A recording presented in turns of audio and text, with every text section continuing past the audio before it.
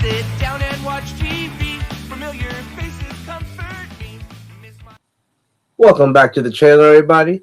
Another episode of Cartoons and Cereal. I am your host, as always, Joey, and this week I am joined by, honestly, a good friend of mine now. We met at Legion's Con last year. We hit it off. He has a huge Kickstarter coming up. I hope you guys check out his stuff. It's going to be great. Also, a good guy. I'm waiting for my exclusive because he just won't send it for some reason, and I'm gonna put him on blast now that he's gonna come on the channel. You know what I'm talking about. We have Quaid and Terrence from the Tyrone Corsairs. What is going on, everyone? What's going on, man? What's going on? The Kickstarter exclusive armadillo that you keep whining about. It's not happening. You know that. All right, show's over, everybody. See you later. I'll put in a good word to the horsemen, but you don't want to know what those numbers look like. Early bird special. No. No. I'll get somebody to 3D print it and I need variants. I need a black one, and then I need a rainbow one. I need all those. Make sure it's got the reverse yo-yo. Instead of you yoing it yo's you. Ooh. Little action features on there too. Real. Yeah, precisely. That's exactly. This is why y'all have a Kickstarter. Y'all are the toy guys, right? Oh. Toy guys and hilarious. Apparently, be a comedian as well as a toy maker. Good gracious! Hey, thank you for having us on, Joe. It's fantastic to be here. I'm just honest. You guys will come on the show. I really appreciate it. Really appreciate it. So, absolutely. I always usually start off asking about your Saturday morning lineup and all that, but you guys are special guests. You guys, again, like I said, have a big Kickstarter coming, so I want you guys to put it out there, let everybody know what's coming, what is Tide Realm, and then I want to get into like the inspiration behind it. Is it something like from your childhood that was like a cartoon that inspired it, or just something pulled out? So I want y'all to just go ahead and do y'all thing. You looking for the sales pitch, Joe? Is that what's going on? Looking for something. I don't know. Fishing for compliments at this point. Yeah, I'm not Game Armadillo, so all right. He's over it. Tide Realm Corsairs is something that's kind of a miracle in its own right. It's birthed from the smallest idea that I had years ago, being in the middle of, I had a small career in student film coming out of high school, and I made those over the course of 3 years. And those have informed a lot of the storytelling that's gone into building this brand and as to what it is and some of the techniques that have just structured the world into what it's become. But interestingly enough, during that process, I remember thinking to myself that if I ever had the opportunity to tell a story to this scope again, the pirate genre was something that already really attracted me. And I thought it was interesting that Disney was one of the first, and then in turn one of the only, that ever explored that high fantasy element within that genre. There isn't really anything else comparable to that, and I always thought that was strange. Nobody can think of any other pirate stories to tell. That was something that I had in my head for years and years, with no real, definitive definition to what that story was. And we come to my adult career, and here we have Four Horsemen Studios that's opened a door to the toy industry that I didn't think existed before. And I'm able to take that idea that I had when I was probably 17 years old and put pencil to paper and now do something that's even more fun to me. Storytelling is cool, and it informs a lot of what we can do as a toy company. But toys were always my first love, and telling stories through them was that first love. And the fact that we're able to make toys that tell that narrative just in their sculpting alone is really, really fun. It also helps that I get to do this with my wife on the side, which is probably the best part of the whole experience, is how I just need to pause for a second. I am not his wife on the side. I am on the side. Right. I am doing this with him, but I am not his wife. You're the work wife. Don't let the beard fool you. Hey. So Terrence, how do you are you part of Tide Realm, or you're like, what? How do you pull into? So I kind of, it's hard to say. I don't want to say I came in late in the game, but Quaid had already been working with Four Horsemen already, and I had heard about Tide Realm, seeing that there were pirates being put into production. I being a longtime toy fan myself, I've been collecting toys since I was a kid.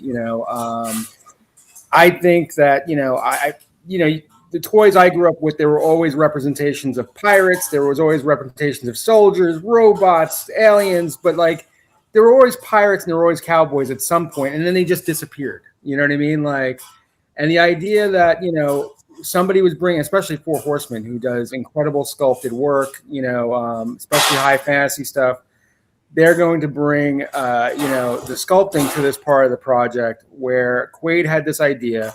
He came to them with a very big concept of characters and ideas, and they came to this conclusion of having these 3 captains initially, and I think they're going to be an incredible offering. I was excited about it, and then I got to hear, I saw a couple interviews with Quaid early on, and I kept hearing the story about this young couple in Wyoming who have this line that they sank their savings into.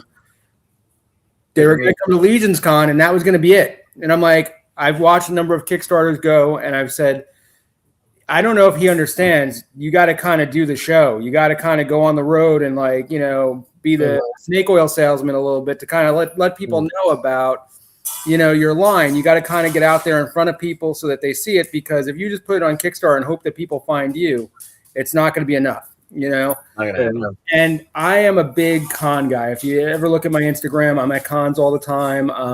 And for the last 3 or 4 years, I've been at Legion's Con. I run the 1,000 Swigs event at Legion's Con.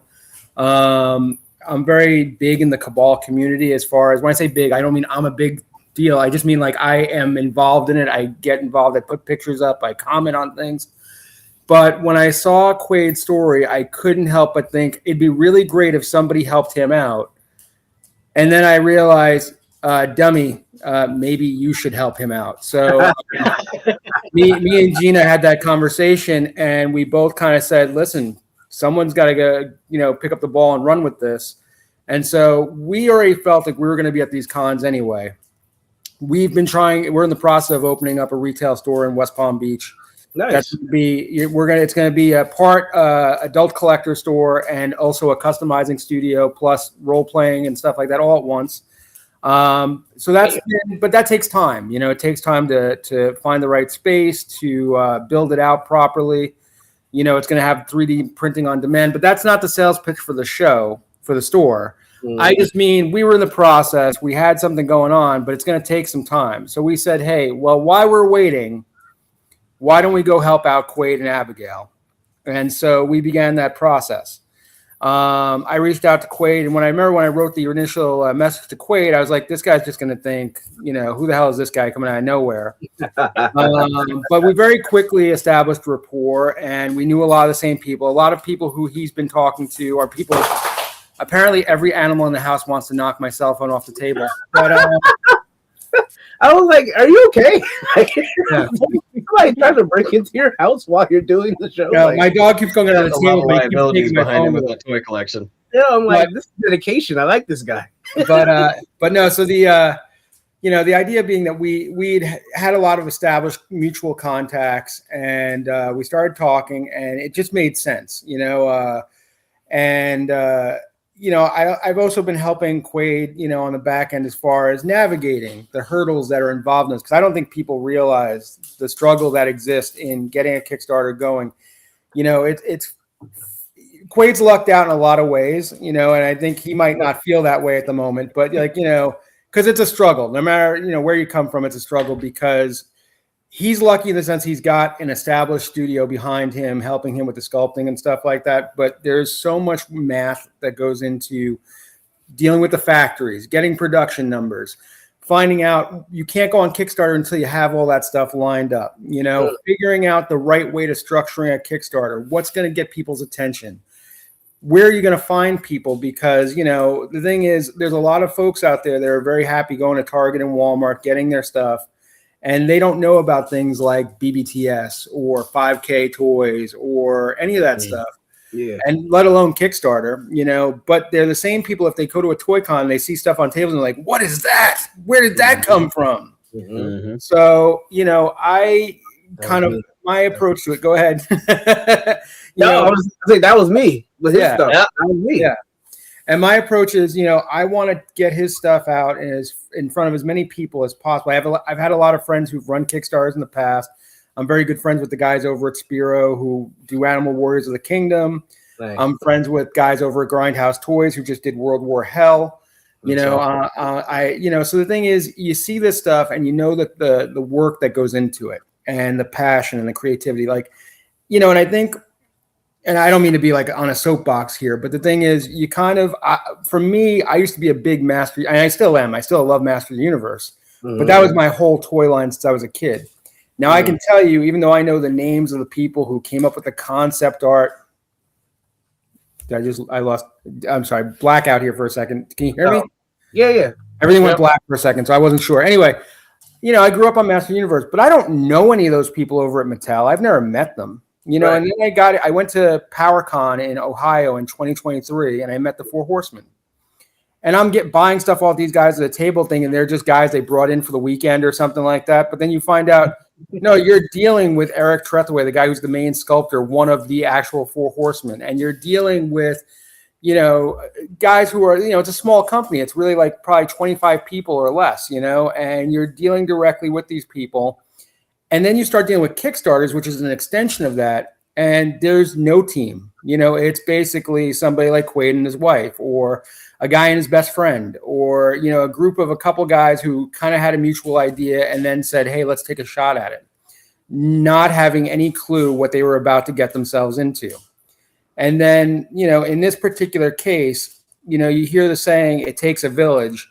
Well, it's going to take a village and a half to get Quaid to where we have to get him. But I don't have a problem with that because I know the village that we're working with. So I just think that, we're going to get out there. We're going to go to these cons. We're going to bring his incredible prototypes to people, and we're going to bring the incredible story. I don't know if you've seen Quaid's website yet, but it is full with enough stuff to fill probably several volumes of novels of these characters. I keep telling him to slow it down a little bit because, he's going to have a year and a half of wait time between when these figures get, funded when they show up in people's hands, We're going to need to keep people entertained after they get funded, Precisely.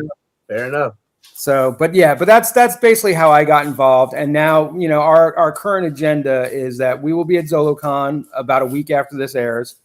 And then we won't have a booth there, but we'll be going around. We'll have stuff on us. I can't guarantee, but I might not be there, but a pirate version of me might be there.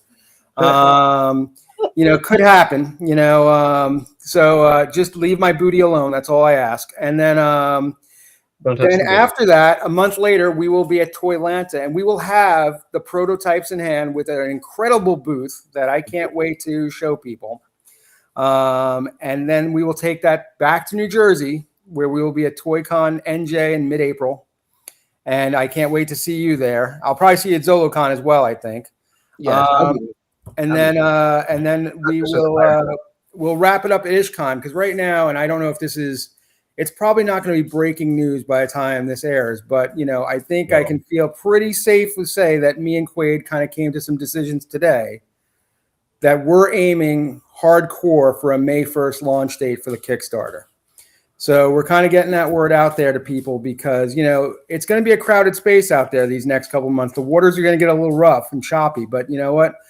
I think it's going to take a pirate ship to make its way through there and find safe clearing somewhere where we can, find the treasure of funding this successfully. But yeah, I think we're going to do it all together. So I hope you're on board for that. So I gotta say, I don't know if y'all rehearsed this, but that was like the rough waters and the pirates. I don't think I've rehearsed anything in my entire life. I think I wing almost everything. Fly by, see my Terrence pants. is the better improviser here, but Terrence also knows what he's doing. And it's not to shrink anything that I'm doing, but Terrence is very much upholding the heavy lifting of the in-person marketing. I'm the one that's behind the computer trying to get names, trying to get the brand in front of people, creating all the most of the marketing material. I got a couple other talented folks behind me that are helping with that. It's brand awareness is both of our jobs, but we have two completely different avenues of how we're going about achieving it. And Terrence doing the legwork is something that we just can't replicate. We're barely inaccessible with the location that we're at. The fact that we were at Legion's Con was a miracle in itself. And inaccessibility is one thing. We don't have a lot of facilities, period. But it's mostly funding, prioritizing where your resources are going. And so Legion's Con, on top of launching an entire new brand, was a big pill to swallow, but it was a sacrifice that was worth it because Legion's Con did a lot for the brand, and it was really, really important that those prototypes were in front of people. Pictures do speak 1,000 words, but having folks with their real eyeballs in front of those real toys is irreplaceable, and it's something that when folks have a point of reference, it's extremely helpful for brand credibility, which is even more important sometimes than just basic awareness. You can be peripherally aware of what's going on, but if you can relate to that object for real, it creates a whole other level of interest in that particular line. So that is what Terrence is doing for us with these next few conventions, and it means the world to be able to fill in those gaps that we can't do on our own right. Not to say that I'm not busy 24/7, because I am. Marketing does not stop. It is a literal 24/7 job. I don't do very much sleeping anymore, and if you don't catch me talking pirate by the end of this stream, it's only because I'm sleep deprived, not because I'm not already conditioned to it. And I gotta say, like, when I love Legions because Legion's a great show because obviously, like, Four Horsemen's going to have all their stuff, and my main thing that I really love about Legions is seeing all the like other indie toy companies and stuff that are there. So to meet like Spiro last year and Jason, I've talked to him like on different podcasts and stuff. Like you said, Grindhouse. I think it's called Grindhouse, right? Yeah, Grindhouse Toys. Chris probably over there. Their stuff was really cool. And like I said, walking in the hallway and seeing your stuff, and when you started talking to Quaid about like the line and just how different it was, and I really had to sit here and you were like, what other line do you know that does pirates? Like, what resonates with you about pirates? And I had to really be like damn, you got that. Like, that's a real niche. Like, there's you see space. I'll just say, if there's another pirate out there, it's definitely not worth talking about.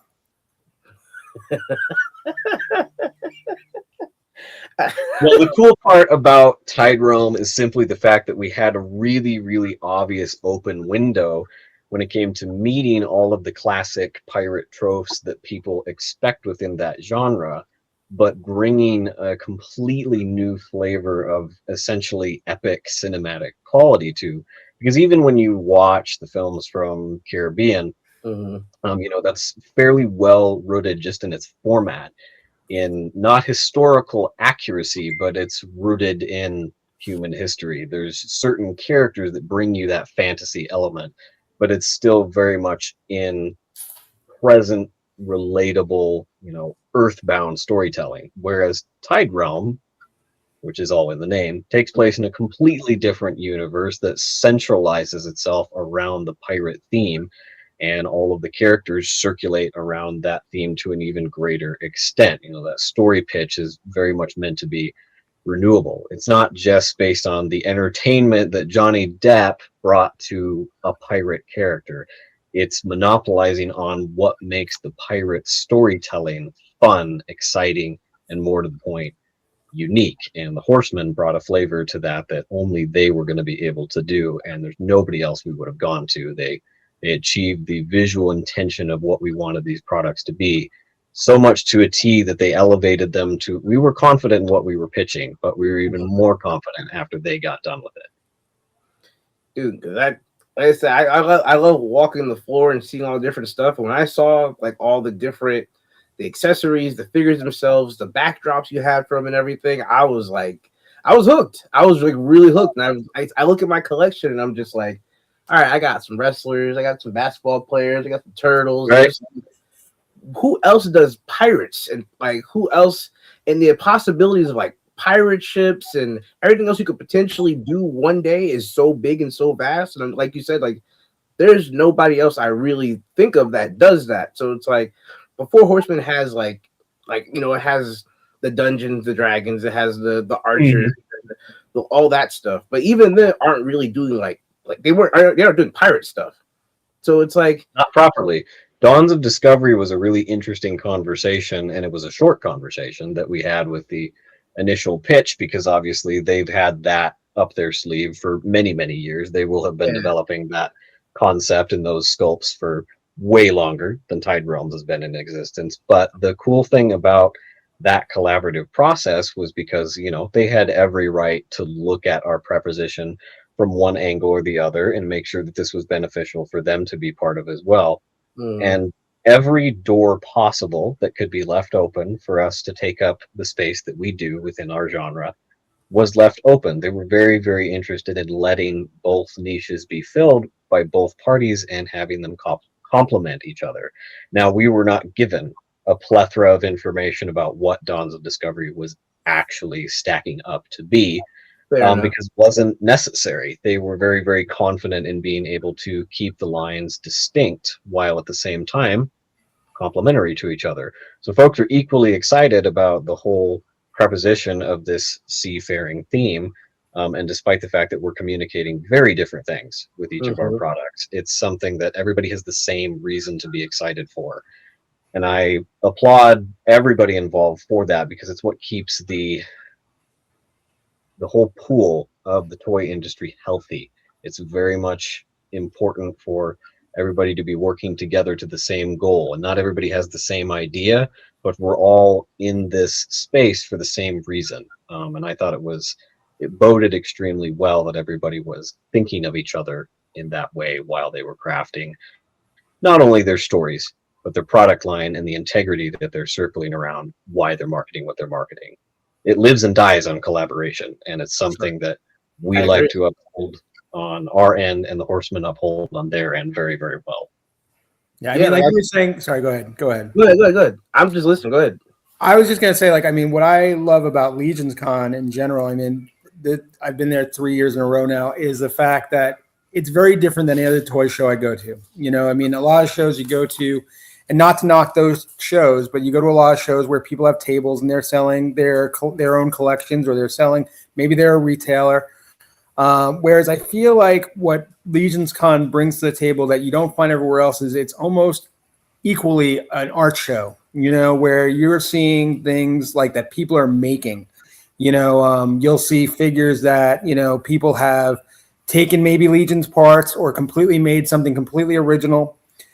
Something, where people made vehicles. People have made all sorts of crazy things, and so it's for me to see some of these people at Legion's Con then turn around and actually make lines, of their own. And the fact that the Four Horsemen kind of, they actually push that, they promote it, in the sense that there are some toy companies that might say, hey, we made our figure. This is what it's supposed to look like. And that's the way you should have it. Take it out of the box or leave it in the box. That character that's who they are, whereas, I think whether it's purely organic, the way it happened, or, however it happened, it's got to be the most business savvy thing in the world that you have a product that people buy 5 and 10 of to make customs out of, you know what I mean? And to pop and swap with, or repaint and turn it into 3 other things. And, I just think that's something where it's just such an incredible thing that you see at Legions Con that I don't see everywhere else, and I say that having gone to, so many shows, San Diego Comic-Con, New York Comic-Con, IshCon, some of those shows that do have more of a mythic presence, you do see some of it, but you're not going to find one place that has such a huge amount of it all happening under one roof, So yeah, I agree. That's one of the things for me. I love going to that show because it's like a showcase of what you can do with our figures. Like this is the figure that we make, yes, but you take it and you make it your own. And it's like you said, other companies will be like, this is what we're putting out. Don't change it. Legions is the complete opposite. You're in a really unique. Yes, you're in a really unique position because you get to And there's not a lot of companies that would look at it like that. But you get to foster a relationship with your fan base on a completely separate collaborative level that allows for a level of loyalty that you don't achieve on a widespread consumer basis, and a level of intimacy that will actually inform the direction of the product, so long as your makers are intelligent and are listening to their fan base. Does it mean that you meet every single whim and fancy of your fan base? Of course not, but you are able to meet them in the middle because they are essentially your backbone. They're a piece of your family unit within the genre and the products that you're creating, and you don't get to have that in a different sphere. And that specifically was what attracted us as a company. We wanted to represent the same thing. And like I was saying a second ago, there's a healthy way to uphold a standard within an industry, and there's not a lot of people who are pursuing that on an integral level.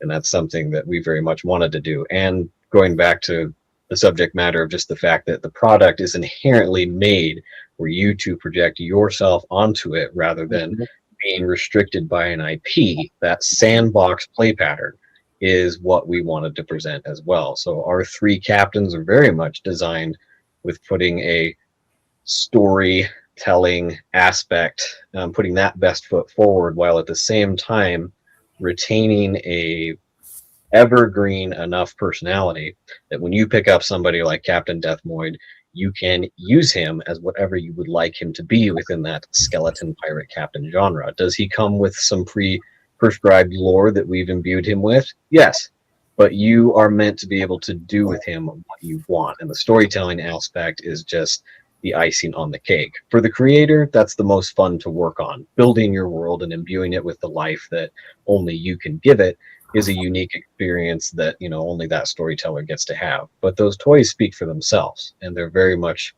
meant to be what you bring to the table. And that's why they have so many classic motifs that make them, while unique within this genre, highly malleable within the pirate franchise. Now, I was going to ask, well, just to finish on Legions, or at least my last thought on Legions, was I love the fact that these guys can walk around the convention and look at everybody's different tables and say, like, damn, I never would have thought to have done that with that figure. Like, that's the coolest thing. Not, don't remix my shit. Like, yeah, I would never would have thought to put that cape and that this on that head on that. Like, that's to me, that's the coolest thing. Like, yeah, one of my favorite things I've heard is that, you know, Jeremy Gerard, you know, has said that the night that they do setup, you know, Friday night before, you know, we open the floors on Saturday, they he and Eric basically take a walk through the entire floor by themselves after everyone's left. And they say sometimes that takes a half hour or a couple hours just to go through, because they just want to look at everything that's on all the tables, because they probably won't get a chance once the show kicks off on Saturday. You know, they do that for a reason. Nobody working the table has the time to do that for themselves either. So I'm sure the horsemen go through and take a look at as much as they can. Yeah, I didn't even see a fraction of what was there. I did my best, but. And I say that as someone, I've got, like I said, this is my 3rd year, but now with having done 1,000 Swigs the last 2 years, you know, that takes up pretty much all of my Sunday. You know, we do 1,000 Swigs first thing in the morning, but it runs until 3 o'clock. And there's always a few Swigs that are left on a table that we have to kind of work towards finding their owners for and stuff like that. So that's kind of, I lose a lot of Sunday, and I love doing 1,000 Swigs, don't get me wrong, but it's just that you lose out on seeing a lot of the great stuff on the floor. This year I actually ran one of the campaigns for the role-playing game that's going live at the end of the month. So super excited about that as well, if you've seen any of the figures for that. But yeah, it's even if I had all 3 days, I think that you are still going to miss things, you know, because everything's like, I come home I love going to Legions Con, and I come home both upset and sad that it's over, but also feeling like I'm hungover and I can't remember what I did all weekend long. You know, it's like everything went through a blender, you know? So it's just the way it is. So you get a parrot, and I don't get armadillo. Well, see, the parrot was already here. That was the problem. Okay, so just wait. I'm going to buy armadillo. I'm going to go around Amazon after this and buy armadillo. Just that pirate armadillo is going to be the bane of your existence. Wait till Terrence sees. I'm gonna buy Armadillo and put a pirate hat on him. I'm gonna have him at Zola. Just wait. So I think just to mess with Joe, we make a character that looks like an armadillo, but it ends up being some form of crustacean, just to mess with him. But like we'll show the silhouette of it, and it'll look like an armadillo. We'll get them all psyched up. Turns out, as we turn it around into the light, it's just some form of shrimp or like trilobite pirate. You know, like who's that Pokemon? Are you who's that Pokemoning me right now? Right, that's exactly. And his name will be the Red Pirate. You know, not an armadillo, that's for sure. You wish.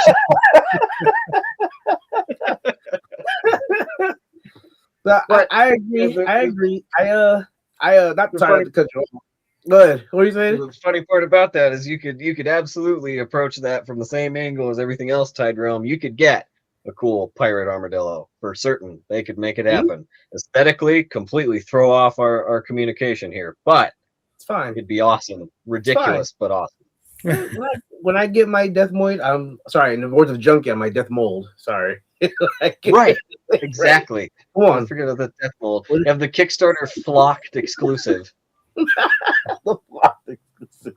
When I get mine, I'm going to go on Amazon and I'm going to buy a 1/12 scale armadillo, and I'm going to prop him on that shoulder. I'm going to his little pet. Precisely. I'm going to wait for that image. That's why we make these toys, so that people can do things exactly like that. Didn't you just say I'm supposed to make it my own? So precisely. You bring yourself to the project, and if yourself is a weird old little armadillo, then you do you.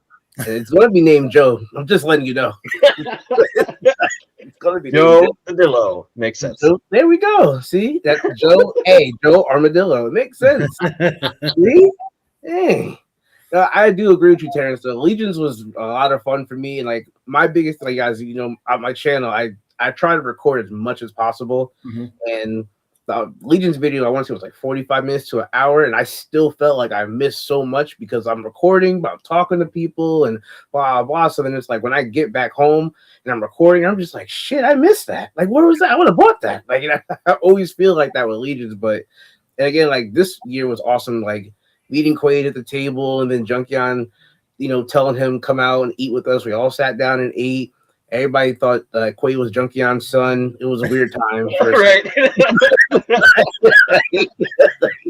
Well, you know, because of the way Quaid looked, you assume he has to be somebody's son. You know what I mean? Right. Like, he's got to be somebody's kid. I mean, he got into the show on a child ticket. So, I mean, you know, whatever matters. Half price, 13 or under. Legion's Con, there's not a, you know, you must be this tall to enter, because otherwise I'm not going to be there. That's why everybody, I think somebody was like, Can he have that beer? He's like, right, yeah. Son, dog, what are you doing? I didn't get carded once the whole time. Yeah. It was interesting. It was Jersey. They don't care in Jersey. You know? Yeah, they don't care. And besides, when you walk into the bar dressed up as Death Mold, they don't care who you are. I'm going to send this directly to Junkion too after sending this link to him. Well, we specifically Deathmoid was fun because we spent a lot of our resources that we really shouldn't have, but we stretched ourselves as far as we could when it came to Legion's Con because the investment was clearly worth it. And having the ability to walk around as the character that we worked for so long to conceive of, and have people not only recognize him but able to interact with while we were at the convention. I don't know if Terrence even ran into me while I was doing that. But I did not. He's a little short for a pirate, but he's also a little creepy, and he turned heads real quick. And so it was fun to be able to do that because I have a long background of working in costume theater and stuff. So I think folks get a little unnerved when you're so committed to the character because it really does look like Death Mold is breathing down your neck. But it was fun. And for having folks be able to relate to the same character at the booth was also really cool. So Legion's Con was probably the best platform possible we could have chosen, not only because, of course, our collaboration with the studio, but the fact that the people that are there that are ready to engage with the property that you're putting in front of them are there to have fun with it. They're not there just on a basic consumer basis. Of course, they're coming to your table because they'd like to spend some money or know when they can spend money. That would be, again, not to reiterate or be a shill, but that would be, you know, May 1st this year later. But the fact that they can come in and interact with the story, the creator of the story, and be a part of that tale, rather than hitting a pre-order link, it shows up in a few months or over a year later, and that's the end of the relationship. It's a convention that's bred on the up and coming. And it's a platform that I think is extremely important for the toy industry. And it's one that, one, I'm glad to see is clearly not going anywhere. And two, hopefully everybody will be seeing Tide Realm Corsairs at much more frequently in the future.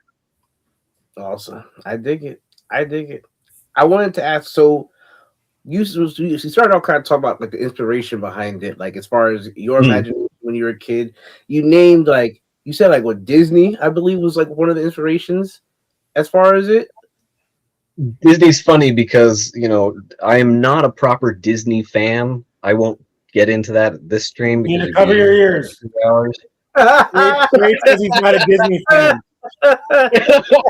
However, Disney is the studio that put out the Pirates of the Caribbean films. So that genre very much of storytelling, of course, informed what we were doing, but that's pretty much the start and stop of where that comes from. My inspiration comes from, a lot of the same things as everybody who grew up in the 80s and 90s, and a lot of that pop culture influence that was kind of bred. There was a little bit of a difference before, the 70s and 60s, everything before that. There was a relationship. How would I know? Well, because I also was raised by old people somewhere in here. Everybody's older than you. I mean, Right. There was a huge shift somewhere in there when everybody got off the drugs and then decided that they were going to make some more toys with some more depthful storytelling involved. So there's just a different relationship when they brought in the media element to the toy selling element, and now your big cartoon extravaganza is also a walking toy commercial. But there was a completely different level of relatability that kids and now adults have to some of those properties that made them the money makers they are now, but also made them kind of the emotional driving, three-pronged heavy hitter that those stories are. And that's why the toy making industry has such legs of its own, because there was such a unique way of integrating those elements of consumerism together. Those are really big words to say that cartoons and toys go together really, really well. People remember them really, really well, and 40 years later, they would like some more. Ooh, Terrence, the timeout. I don't understand why you just can't tell people that outlaws are cool, pirates are the outlaws of the sea. That, the idea of finding treasure, the sword fighting, the, cool hats, the cool ships, cool creatures and monsters. That's why we need pirates to come back, Yes. Nobody cares about the history or I don't mean the history of pirates. I mean, but the history of commercial pirates, or Somalian pirates for that matter. But we are bringing pirates, cool, awesome, creative pirates, back to the toys, the ecosystem, if you will, because of the fact that people want to see sword fighting, swashbuckling, interesting, colorful characters, coming across the sea, going on all sorts of adventures and voyages and having factions and tensions and cannonball wars. And this is what we're bringing back. You know what I mean? Something that's been missing. Quaid knows the only reason why we're helping him is because these three have to make it through Kickstarter so we can get that female pirate we teased. Right. See, Gina has her priorities straight. Yes. And she's more right than she knows, because Kezia Gold Digger Cap. Oh. What Parts of. I don't know what happened. We still got. Oh, Quaid got censored. Yeah, I see. Quaid got canceled. Yeah. I don't know what happened. Quaid, I know you're young, but I just want to put this out there. This is what happens when you talk up to women in power, okay? You shut my computer down. I didn't even do anything. Anonymous has struck. They said Quaid's got to go. Can you calm down a little bit? Get my show ended. Goodness gracious. So was there? I'm ahead. I'm telling you. I was gonna say, was there like a cartoon inspiration behind it at all for you? Because like I didn't know if you like was it like a I don't know if it's like a Peter Pan or anything, or was there something as you growing up as a kid? Like, was there cartoons? Because I know like a lot of my creative mind, because I do like a little bit of typing and stuff like that for just different ideas I've had, and I've had shows that have given me like that inspiration to do typing and stuff like that. So like, are there like cartoons out there that have influenced you at all? Because again, you're talking about pirates, and like I love Pirates of the Caribbean, but you really stumped me because I'm like, what the fuck else are doing pirates about? Like, Wait, were you ever into Pirates of Darkwater? Have you ever seen that? No, and I was gonna ask, but I feel like I'm older than you, Quaid. I feel like I'm older than you. Like, yeah, you're probably right. If you have facial hair, you're probably older than Quaid. Rude, but if you've ever explored yourself, you're probably older than Quaid, you know? If you're legal to get married in Alabama, you're probably older than Quaid. Probably. I mean, that's another conversation I'm not going to get into.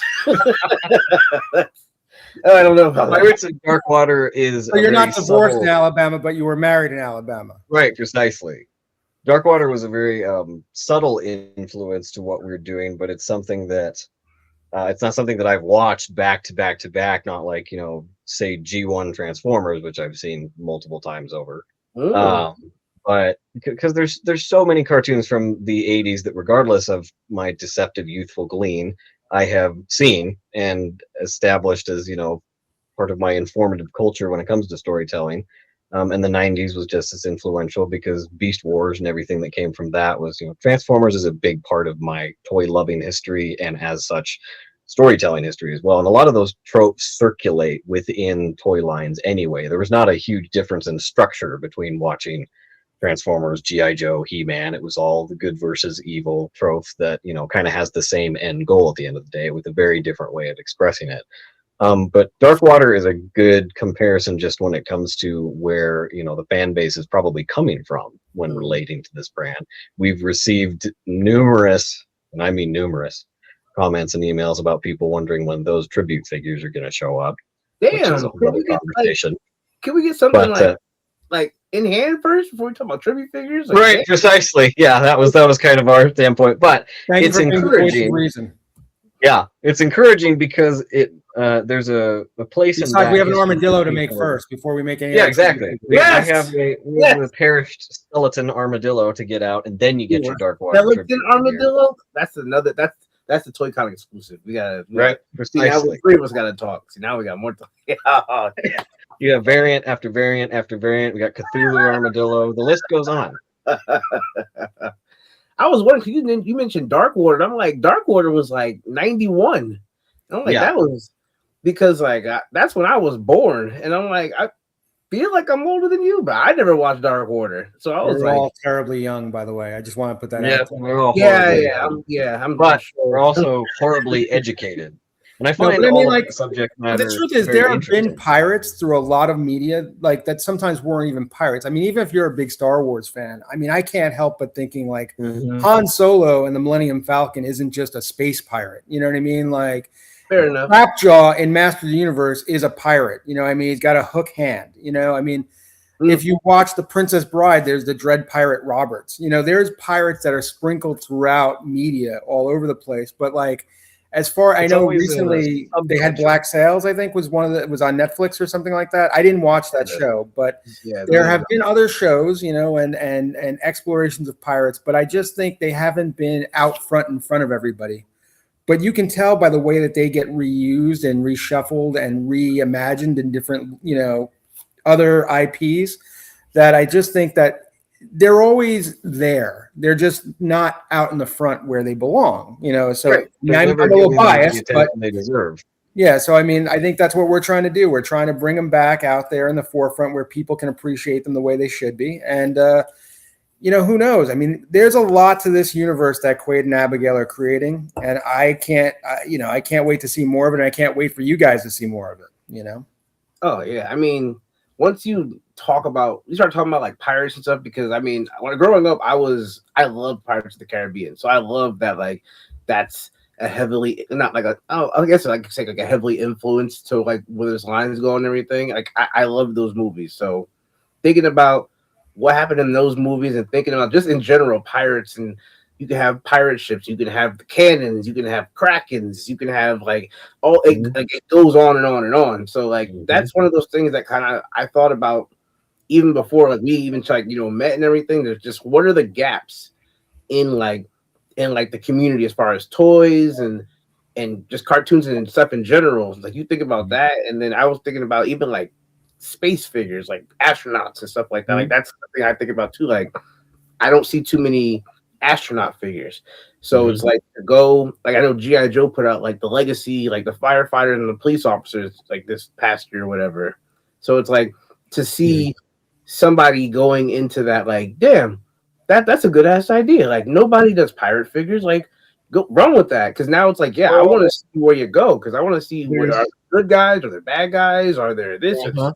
Like there's this massive hesitation within the creative industry of people latching onto and bringing up an idea that has a level of nuance. There's so much within the filmmaking and the toy making industry that very much circulates around an old idea. There doesn't seem to be a lot of confidence voted in something that doesn't have that nostalgia based bias to get you to plug in your dollar bill. I just don't agree with that perspective, and all of those ideas that are great and sell for the reasons they do were a new idea at some point. Star Wars, nobody had ever heard of Star Wars in 1971, and you wait a few years and there you go, and it's the biggest thing that nobody could ever stop talking about for the rest of forever. So is that what this is? We hope so.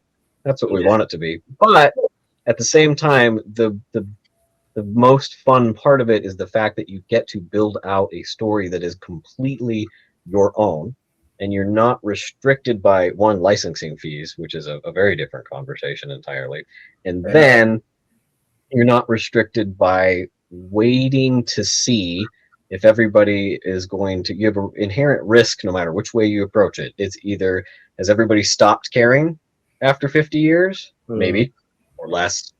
Or is I think all the One Piece fans out there would tell you they haven't stopped caring about pirates. Nope, they haven't stopped caring about pirates, and it's my firm belief that nobody ever did. They just weren't given a good enough reason to care just as much as they do about Knights and Dragons, and I think they have one now. Listen, One Piece is my favorite anime of all time, so we get that a lot. Yeah, that was my favorite anime of all time. So just again, approaching you at Legion and seeing like Pirate Line, I already was like, I'm hooked. So tribute armadillo figure with straw hat, and maybe 2 swords, 3 swords, 3 swords. Is it too late to hop on the bandwagon, or can I join with you guys? And because I give me a shirt and a hat, and I'll wear it every day. Can you fund the stretch goal single-handedly? That's the question. I will fund the armadillo single-handedly. Like, every episode of Joey Collects will be sponsored by. Right. He's not going to be the most articulated thing in the world, but boy, is he attractive. I don't need articulation. I need a rainbow armadillo with a straw hat and 3 swords. That's what I need. That's what I need. That's all I need. Do that, and you got Joe. I need to get paid. Joe barely survived Legion's Con because he was too busy choking on his pizza Saturday night over the yo-yo wielding armadillo. This inside joke has traversed dimensions.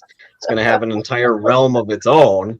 You're going to go through the Epirus realm and the Maw of the Abyss, and you're going to find yourself face to face with this god-sized pirate armadillo. Like, you talk about story potential.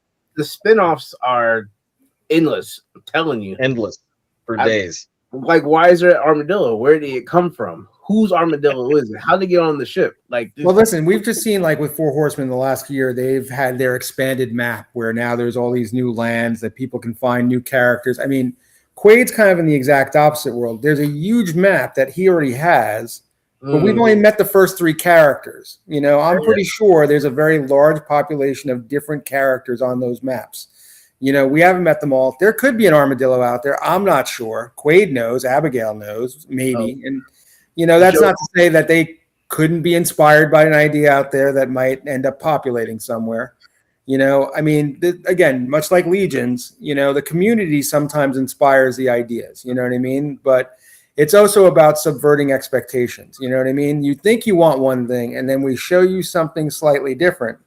And then you're like, I have to have 3 of them, you know what I mean? Like, so, you know, that's the hope. I mean, the hope is right now, I mean, that's thinking way ahead. Right now, we're really hoping that people want 1 or 2 or all 3 of these pirates, you know, and, it's the beginning. It's really the launching pad for this whole new world that people can be introduced to, getting in on the ground floor. I always say, and one of the things, you know, you and I were talking a little bit in chat earlier about Kickstarters. Yeah, they can, if you've never backed to Kickstarter, it can be a little daunting. But what I love about it is you look at how many awesome lines are out there now, and they all got their start on Kickstarter. You know, whether it was Mythic Legions or Odious or Biblical Adventures or, you know, Valaverse or, you know, I mean, the list goes on, you know, Armies of Ashmore.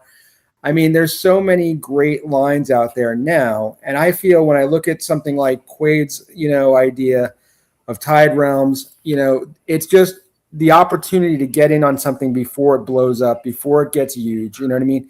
And more than that, it's seeing a creator out there who needs the community to get behind them, you know, and we together can make it happen. You know what I mean? But the thing is, it's something else to say I was part of that story. It is Quaid's story, but to make it into a reality where people get physical representations of those characters, that becomes all of our story, you know, of getting him there. And, you know, I know that Quaid is very appreciative of having the opportunity that you're giving him and being on the show to talk to your audience. I mean, and, you know, again, I can't wait to be at the shows and show people the figures. You know what I mean? Like you had the opportunity to see him at Legions Con. I think there's going to be a whole bunch of people who aren't Mythic people who are going to come to Toylanta, come to ZoloCon, and they're going to see these things for the first time. And they can't wait to get me on the phone now to talk to me about it. But, you know, so, I mean, but in seriousness, I mean, I think that it's going to be great to get these in front of people. And who knows if there's an armadillo in the mix, but, you know, it could happen. Never say never. These 3 captains. Never say never. These 3 captains are, I mean, that's probably the whole theme of the story for this wave 1 is there is no reason to say never. There's a strong concept and we can already see a strong demand. People's interests are piqued just when they make that same connection that you're talking about, Joe, which is the basic, hey, I've never thought about that before. And this is completely new to me and for all the right reasons. But these 3 pirate captains are very much baked into the story to be the best representations of what makes this world as cool as it is. They're all highly complementary to each other, not only as a product, but as a story. They circulate around each other motivationally and aesthetically. And so we led with the captain specifically because we wanted people to have that main character, that main tribute to what makes that faction as cool as it is, because they inherently bring to mind more curiosity and more questions about who revolves around these characters, and they inherently tell you that there is more to come. If you were to lead with the crew, which are of course things we have in the backlog, there's different questions that brings to your mind. But just like what Gina's talking about, we have a very female-centric character who has huge implications to the world at large. And of course, she would be ambitious in her own right because she would be, you know, entirely new tooling. But there's so much purpose that comes with each of these ideas that are already baked in that, you know, the minute people put their name down for this campaign, it makes it just that much more likely to see characters that are equally as exciting as what we're putting our foot forward here. But it's these 3 captains that paved the way for that. And we wanted to make sure that people felt like they had a complete world in this little contained ecosystem of a 3-figure wave, and in turn leave a door open for the rest of that world. I feel like I mean it makes perfect sense, and I feel like there's with those 3 characters, I feel there's going to be people that whether you are all in on this line or you only pick up 1 or a couple just because, like you said, like I don't have any pirate figure in my collection. So there's going to be those people that are going to be like, I'm going to grab 1 and I'm going to see what's up. Like I'm going to grab this one. And even if it's just the one I have, like it's cool to see. And I feel like there's also going to be people And I feel like it's cool that, like, again, you guys are working with Horsemen and everything, and now they've launched, they've shown off their figures that are more pirate centric and stuff like that. I feel like there's going to be so many people that are going to see, like, we're going to take your line and we're going to take some of those Legions figures and we're going to blend everything together. There's going to be people, like, they have like, it was like a walrus, they had like a crab and all that stuff. They're going to blend all that behind one of your captains and be like, this is the Corsair, this is the captain of this crew. He's going to buy all these figures. Here's the captain, Lloyd. I'm just saying that crab could look like an armadillo. He could. I mean, like, he could.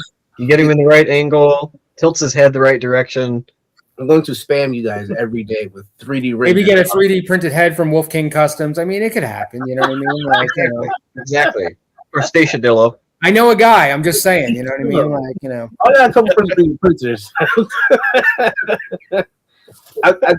That's what I see when I think about it. Like, and there's people there that make, like, they already 3D print like pirate ships and stuff like that. So I'm like, there's so much that I think Legions was like the perfect place for you to go, because I feel like people walk past your booth and were just like damn, like, I can have him as my captain. And this is the way I think, because I see something and I'm like if you see my shelves behind me, most of my shelves are themed. So, like, I have certain characters where it's like, this guy is my general, and all these people behind them are like, they're following behind them. And I can see that with y'all. I'm like, I'm gonna pick up the main guy from each faction, and I'm gonna file people in behind them. Whether I have to go get some Corsairs, I'm gonna go to this line, I'm going to that line, and I think it's all going together. And people are gonna start coming to y'all more and more and be like, yeah, I need this and that. And that's a really good one too. Lead into some of the information that you're going to get the little bit of an insider scoop here, Joe, for the first time. It might be slightly dated news by the time this airs, but it's all going to spiral into the same direction by the time we get to the end of the month. Simply because we've been in really, really close contact with the Horsemen, even more so since the new year has rolled around. The calendar has hit a space where everybody's able to be to the level of productivity that they desired over the holidays that it's taken a little bit of time to catch up for. But as we've been in closer communication with the capacity that the factory has with some of these characters, and the fact that we're able to narrow down and start structuring what the Kickstarter is going to look like, one thing I can confirm for today is the simple fact that while I'm not going to spell out exactly what's going on, we do have stretch goals in place. We do have the ability to expand pieces of this line, I think, in a way that folks are not expecting.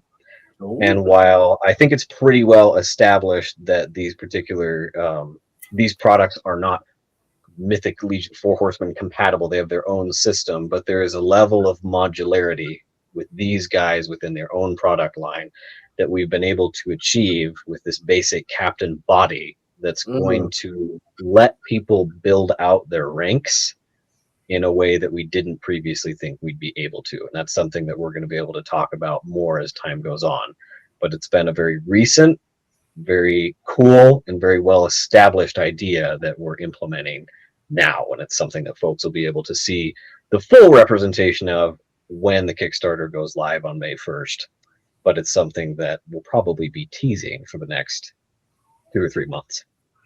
You've been dropping a lot of teasers, because I saw that what was that other picture you put on Facebook a while ago with, like, the gods, I think, or something like that. What was that? Those are very much in place for storytelling. Those are heavy hitters when it comes to building the world out. And the gods of the Tide Realm are something that makes the world what they are. They're hugely influential to the 3 captains and what makes Tide Realm Corsairs what it is. And they're something that we thought was really important for people to have a visual reference point. And they're just so creative on their own right. And they bring home the aesthetic of what we were going for really, really well. And that's all attributed to Noah over at Dimitri. Things around there. That's Dimitri that put those 3 together. Noah's the one that did the faction ones with the other 3 captains. But all that world building has been really, really fun to bring in other people into the mix, because communicating all those ideas in a consistent way with everybody's individual aesthetic talent that they bring to the table is something that I really pride being able to implement into the company at this stage. That collaborative level is something that we get to see in lots of different cross formatting that highlights some really cool talents. And Dimitri just did an absolutely bang up job with those three gods. Are you think you're ever gonna those will ever be figure form? Those are highly ambitious as far as characters goes because they're gods. So they'd be something that, 5 years down the road when everybody's bought 45 million pirate captains, then we start talking about the gods of the Tide I'm Realm. highly ambitious for this line, so I'm just saying, like, I'm just saying, like, if you Joe's down. I'm down. I'm telling you, just give me a shirt and something, and I got you. I will push it to another level. I'm telling you, I got you. Absolutely. I think the safest thing to say is, because of course we get a lot of questions about things like pirate ships and big creatures and these godlike characters. They're not your standard 1/12 scale characters. I would say if I was going to make a comparison, I mean, Quaid knows better than I. I don't know if they can take the form of a normal size character, if they have that amongst them. But I mean, for the way they're depicted is they're almost like celestial Galactus scale characters, And I think that the reality is that fans always look at things in concerning their budget and size of their space. You know what I mean? But, it would be really cool, I think, to see these figures even at a 1/12 scale at some point or another, kind of similar to like, the Dark Four or like the Great Beast that exists in Mythic Legions as an example, but, at the moment, again, I think it always comes back to never say never. And it really comes down to if the demand is there, if people support this line, anything is possible. You know what I mean? Like, like Quaid's already talked about 1 or 2 characters we have in the works down the way. And when I say we, I just mean he does. But, the idea that, I know from looking at the stuff they have, the lore, I can see the ambition there. And I mean, of course, I get the questions. I'm sure he gets even many more questions than I do in the comments. It's just a matter of, again, we're not going to hold things back if the demand is there. If people want stuff, we're going to make it. You know what I mean? Like, but we have to get through this first threshold first and, see that people even want these first captains first. So I hope that anybody watching this who's interested, at the very least, go check out the Kickstarter landing page, sign yourself up for notifications, because that's going to let you know when this goes live, But I just think that, I think that this is going to be more in line with if you're a Masterverse collector, if you're a Motu collector, if you're a Mythic Legions, a Cosmic Legions type, that scale of 1/12. I think it works more in line with that.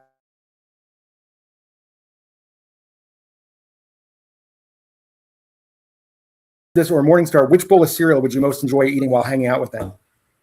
Well, see, I was gonna ask if you along the line of tribute figures, are you gonna make like a Captain Crunch tribute figure kind of thing? What are we gonna do here? Like, can we? We got just the thing for you, Joe. What we got? I personally would love to see Captain Crunch, like a Captain Crunch-esque, but I would definitely take a twisted version of him. You know what I mean? Like a cereal box, like a something like that's why I was like, give me a Captain Crunch tribute figure. I mean, like the picture you sent me, it kind of already kind of hints at it. So back when I was in high school during the 1800s, we used to make fun of the commercials because we had those back in the 1800s. Because there was a period where Captain Crunch seemed very drunk in the commercials. I'm just saying that, like, if you ever go back on YouTube and watch some 1990s, early 2000s Captain Crunch commercials, he doesn't seem eccentric. He seems drunk. You know what I mean? Like when you listen to him. So I definitely think that if we ever were to see a Captain Crunch tribute in the Tide Realms, I'd kind of make him look like, I would have some fun with that concept and stretch it out. Like there is a Captain Crunch, but I think of course we'd have to change the name. Yeah. I would darken his outfit. We'd have to refer. I think we would actually deal with the fact that he has stolen valor because Captain is not an actual title. Edgy, but he's also going to have. Captain is not an official title. That is not an official uniform. He's been going around pretending to be a captain. He's not. But I would actually work in the fact that he's had these incredible adventures. But he's traumatized, and he subsides on a diet of sweetened corn cereal to get him through the tough times. And but always never with milk because his cereal doesn't get soggy in milk; it gets soggy in rum. You know what I mean? Yep. Like, Yep. If you do that, you gotta get like a little tribute Toucan Sam for his parrot and put it on his shoulder. Precisely. You gotta but you have see, that. that goes a whole different dark point too, because his nose tells him where everything is, and I don't want to say what he's been sniffing. I'm just saying that. Those two guys are co-enabling each other in the worst of ways. The They're worst pirates. of ways. They're pirates. It works though. Like, By the way, Quaid is shaking right now because he thinks he's going to get sued by both Quaker Oats and by Kellogg's at the same time. Yep. That's exactly what I'm afraid All of. he knows is that there's a lawsuit coming from Battle Creek, Michigan, right now. Yep. damn. I'm sorry. It had to be my show. It had to be you. It had to be you, Joe. You should have sent me the armadillo when I asked. That's your fault. It is my fault. That's the whole Customer's problem. always right. You should have sent what I asked. So Right? And if I was expecting for him to tell me that it was going to be, absolute entrapment on here, then, that would have lost its whole edge. why you think me and Terrence been talking? We set you up. Right. So. Exactly. Now I can blackmail you. So if you don't want me to put this out, Thug Life did not choose us, but the Pirate Life did. I'm just saying I do both. So I'm just saying. I do want He to hasn't ask. bought near enough Pirates for the Pirate Life to sink in, but it's gonna. I do want to ask you, what made you, again, being younger? Like, I'm not trying to hold you guys for whatever. I'm not trying to hold you out. Well, technically, I am holding you hostage now because I have all this. But anyway, different conversation.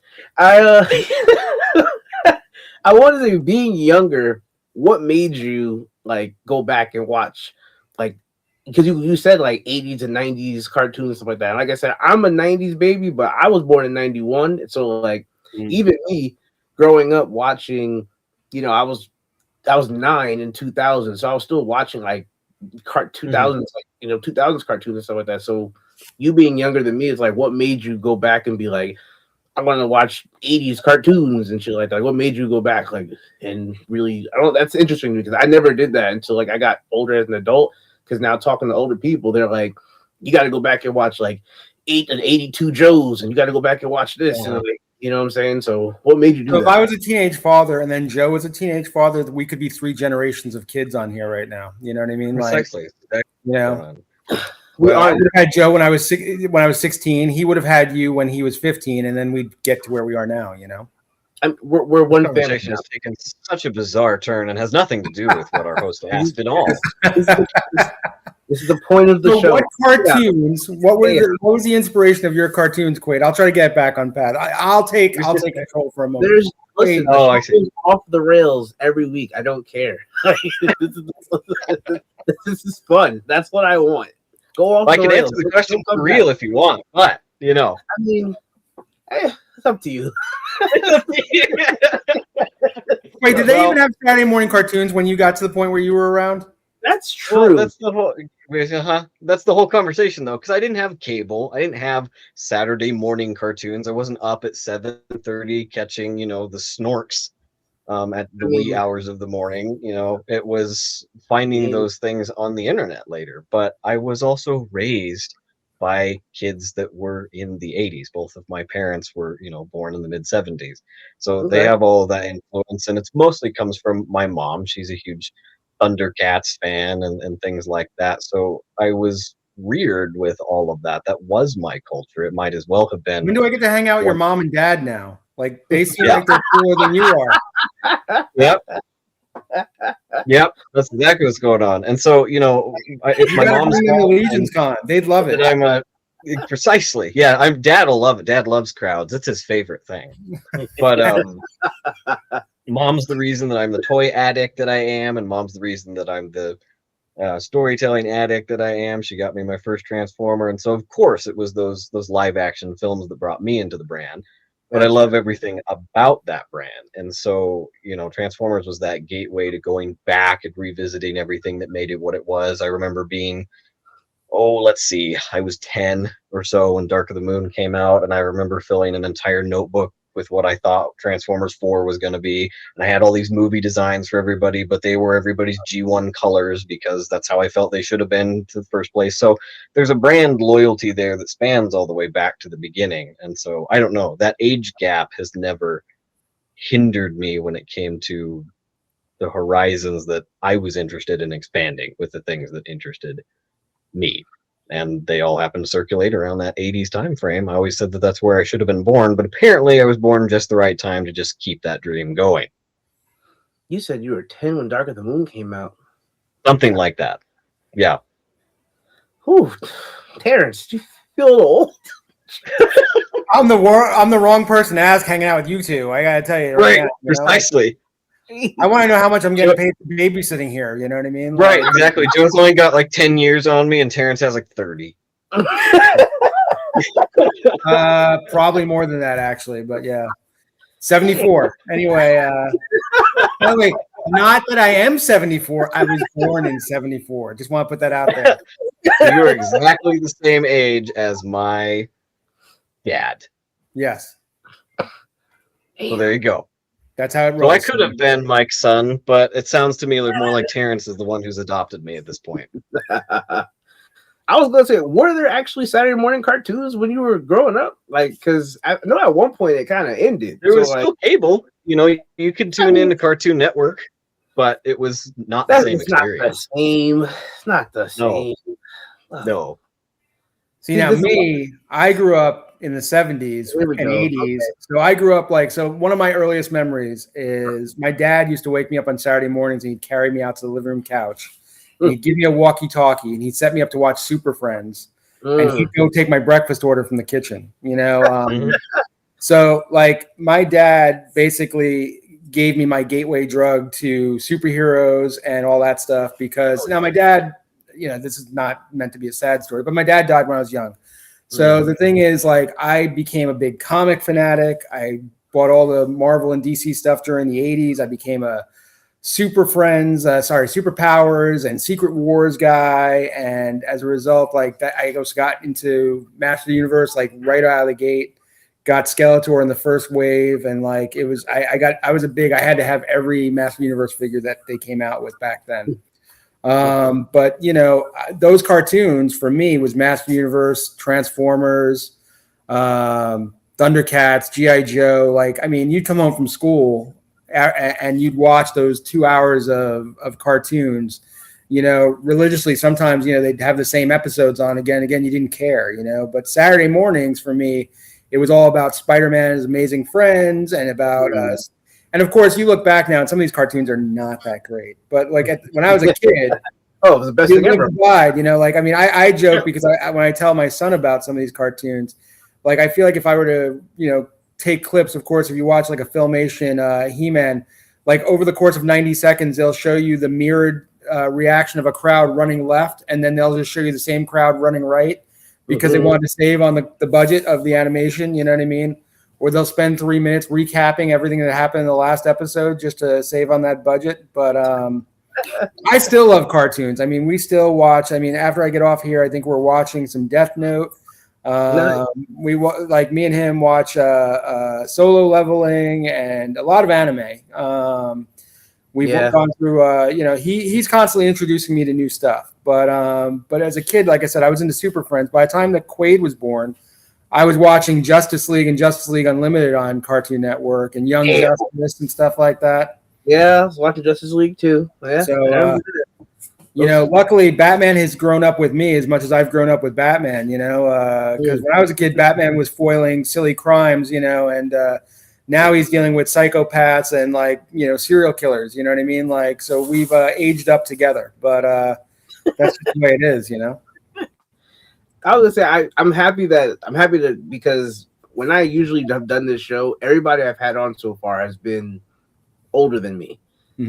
So everybody every week has been like, yeah, I gotta watch like 80s cartoons and naming all these things, and I like to hear about it because since I started doing this show, one thing that I really have enjoyed is going back and either rewatching some of the shows that I watched as a child, because growing in the 90s, I was like X-Men 95 and Spider-Man, and then like Yu-Gi-Oh came on after a while. Men in Black had a cartoon that I loved.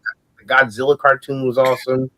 And One Piece used to come on actually 5. It used to come on Fox 5 for a minute, and I didn't know it was anime at the time. I just thought it was a cartoon. That's what really got me into pirates. So I was just seeing them for like a year on Saturday morning cartoons, and then it being snatched away. I was like, I don't know what this cartoon was, but I'm never going to see it again. And I was like really dramatic as like a 9-10-year-old. And then like I went off to college and I found it on my computer, and I was like, holy shit, like this is a core piece of my childhood that I could not tell you the name of it. I couldn't tell you the main people, because I was like 8 watching it. And now that I'm 18, 19, I found it again.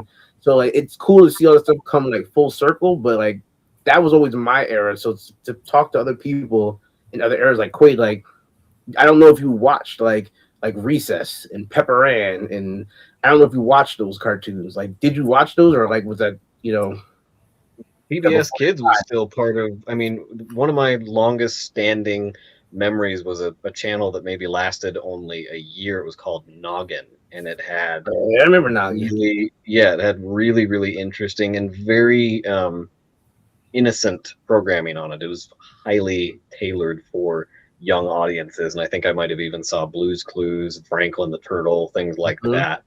And so, but it didn't last very long. There was even a strange show with people that had, it's a strange show with people that had. No. You want to know I'm shaking my head because I have a 15 going to be 16-year-old who's sitting on the couch right now, and when he was like 1 or 2, I would put him in front of the TV to watch Noggin. So I'm putting this in perspective that you said this channel only lasted about a year, and it happened to be when I was raising a child who was like an infant at the time.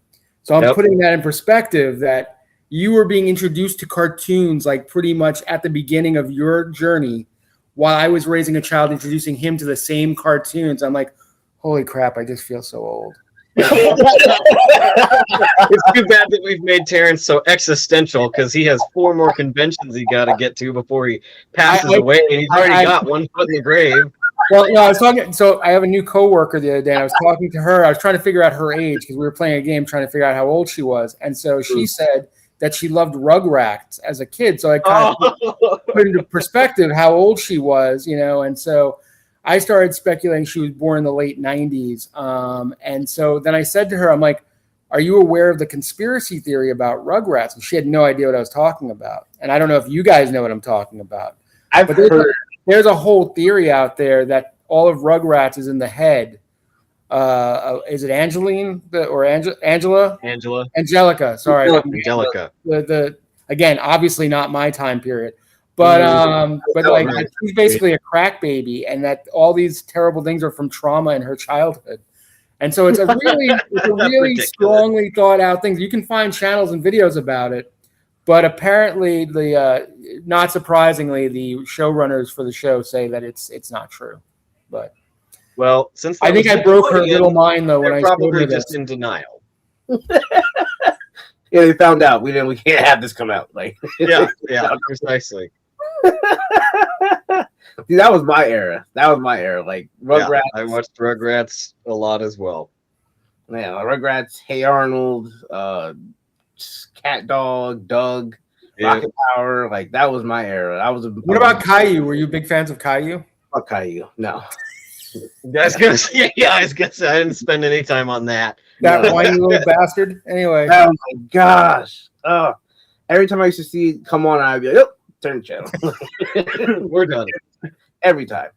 And then I think my biggest thing, my biggest takeaway from Saturday morning was always, because I know I wanted to ask you, Terrence, because you said that your dad, first off, your dad carrying you out to the couch and then taking your breakfast order, I've never experienced that. So kudos to you. But no, it's funny. It's a tradition. I think, again, I'm not trying to make this heavy, but I think when you lose parents early and then you become a parent yourself, you kind of try to give your kids the best possible, thing. So, I mean, my son and I have enjoyed a lot of cartoons and a lot of shows and a lot of video games together. I've always been a very hands-on dad, in that regard. Like, for him, his biggest thing is probably Pokemon. Would you say that's correct? Pokemon? Yeah, I'd say. Yeah, Pokemon's like his biggest thing. So when he was little, I remember when Pokemon Go came out, we would go out and we would do Pokemon Go like nonstop, and we'd watch the anime, and he got into the manga, and he'd walk around, he'd have all kinds of handbooks of the Pokemon characters. So I mean, like in that same regard, it's the same thing. My dad was very much like he'd go to work and he'd come home with comic books for me, and it was just as much as it sucks that I lost my dad early. I think that he gave me this great kickstart into this whole world of imagination, and wasn't one of those. I hear so many stories about parents who would tell their kids like toys or comics were a waste of money or a waste of time or whatever, and or who threw their stuff out at some point. And I was lucky enough to have somebody who, and I became an artist as well. I mean, I started drawing at a young age. I eventually went to LaGuardia School of Art and Music in New York as an illustrator. So, I mean, things like that, I think, are only possible in the world that I live in now, which is this expanded world of toys, both being now going into opening a business, working on promotional stuff like I do. I think is all the fact that, I mean, the old adage is true. If you can find something, if you can do what you love, you'll never work a day in your life. You know what I mean? So if you can find ways, people sometimes say to me, Terrence, you still draw? And I do, but I also find so many other areas to be creative in, and I feel like that always goes back to my dad, in a weird way. If he hadn't been so instrumental in making it cool and something that we shared together, you know what I mean? We had that bonding experience. He'd make my breakfast, come out, and he'd ask me questions about the characters, and we would talk about, and again, it's hard to believe because now my son and I watch these shows that are much more complex. The relationships between characters are much more complicated. I laugh because over the last couple of years, as he's gotten older, we'll watch things where clearly things that we never would have seen gender-wise, that we would never have seen diversity-wise, that we can have these kind of conversations about acceptance, about, again, diversity and acceptance of different relationship types and relationship styles that, it's been very different than the era I grew up in, and I just think that's great. I think that I was very fortunate and lucky despite how things ended up in a way. But that's the thing. I think one of the other great things I found within the toy community is everyone's got a story. Everyone's got, people they've lost or traumas along the way. And I don't know if specifically toys, but I think that it's something that brings us back to a happier place. I think it's something that we all have such fond memories of, to not to be the guy who said the thing, but cartoons and cereal. I was talking to Quaid. I said, we all seem to have that shared experience. I'm sorry, Quaid, maybe not you, but we all have that shared experience of having cartoons as a kid. You had Noggin, it's something. It's something, I guess, but we all had, and whatever your cereal was, whatever your cartoon, I mean, everyone had cartoons of some sort or another, even if they weren't cartoons from their era.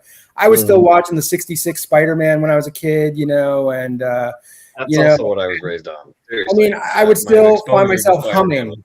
That's crazy. I would still find myself either humming the Batman song, the Batman theme from the 60s with Adam West, or, or, the Spider-Man theme, does whatever a spider can. I mean, I guess, we all had, if you were a kid of the 80s, like I was, and neither of you were, but the thing is, there was that sense of empowerment of, lifting that sword above your head and saying, I have the power, or, being, Lionel or G.I. Joe or any of those characters. I mean, I think they were very much about, trying to give an inspiration to kids, and I think that, this continues now in toys. I think you had an era where it was books, and then you had movies and cartoons, but I think now you're seeing great lore come out of toys, and not being that the commercial, Quaid kind of said something along these lines earlier, but, in the 80s, a lot of the cartoons we love were basically extended commercials for the toys.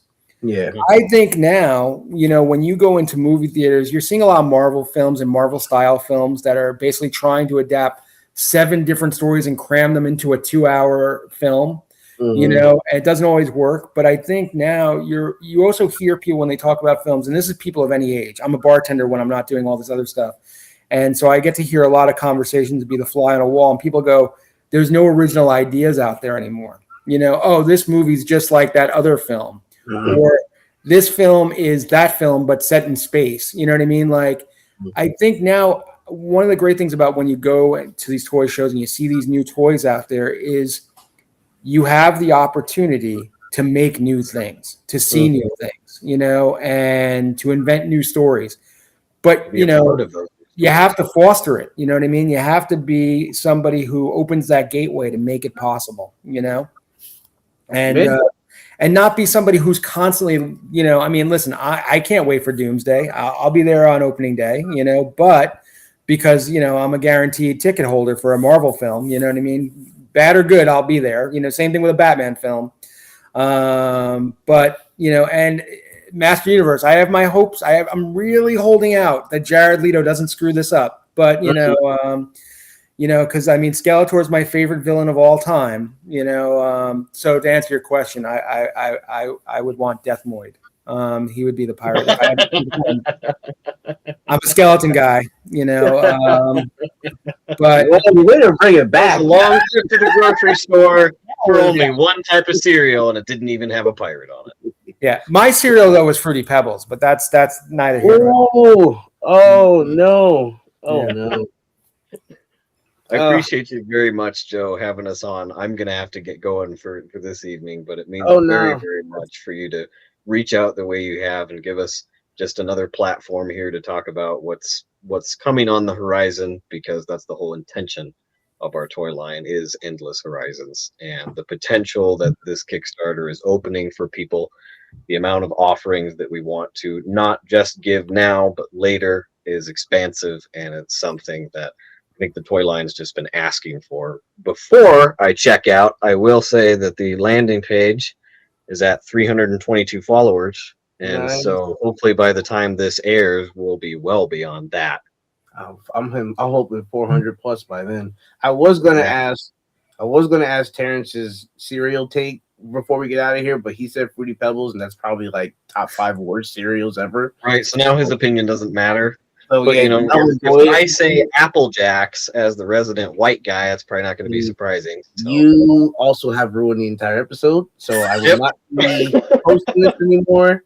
You're officially blackmailed until I get my armadillos. Armadillo, okay. Well, at least I know how to get back into your pockets. That's only with the armadillo. I hold all the power at this point. I'm just saying. Joe has the power. By the power of Grayskull. There you go. Joe is single-handedly funding the armadillo. He-Man. I appreciate you very much. This has been fun.